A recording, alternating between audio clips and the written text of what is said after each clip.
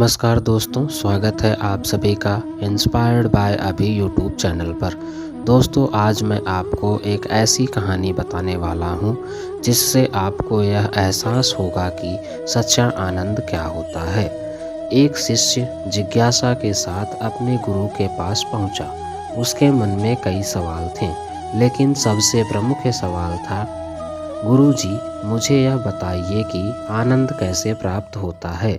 गुरु ने मुस्कुराते हुए कहा, पहले जाओ उस घड़े से पानी पी लो।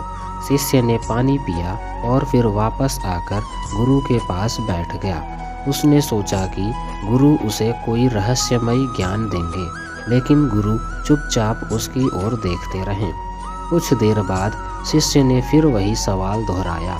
गुरु ने गंभीरता से कहा, यदि तुम सच में आनंद को पाना चाहते हो तो तुम्हें मेरी हर बात माननी होगी। शिष्य ने हामी भर दी।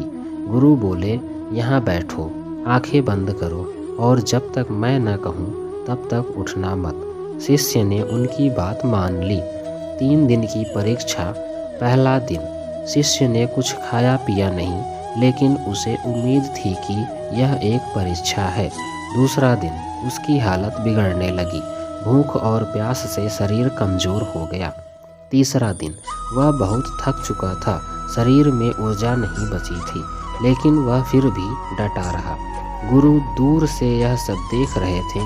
जब उन्होंने देखा कि शिष्य की सहन शक्ति जवाब देने लगी है, तो वे बोले, आओ, बाहर आओ। शिष्य धीरे धीरे उठकर गुरु के पास पहुंचा। वह थका हुआ और निराश दिख रहा था।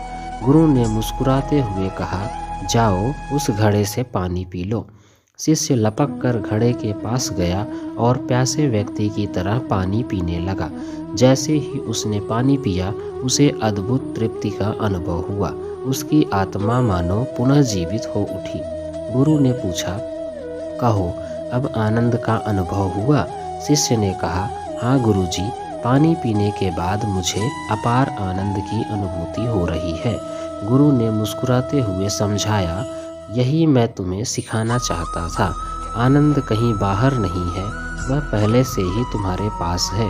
लेकिन जब कुछ हमें सरलता से मिलता है तो उसका महत्व कम हो जाता है, परंतु जब उसका अभाव होता है तब हमें उसकी असली कीमत समझ में आती है। जीवन का संदेश। शिष्य को समझ आ गया कि सच्चा आनंद बाहरी चीज़ों में नहीं, बल्कि हमारे दृष्टिकोण और चेतना में है।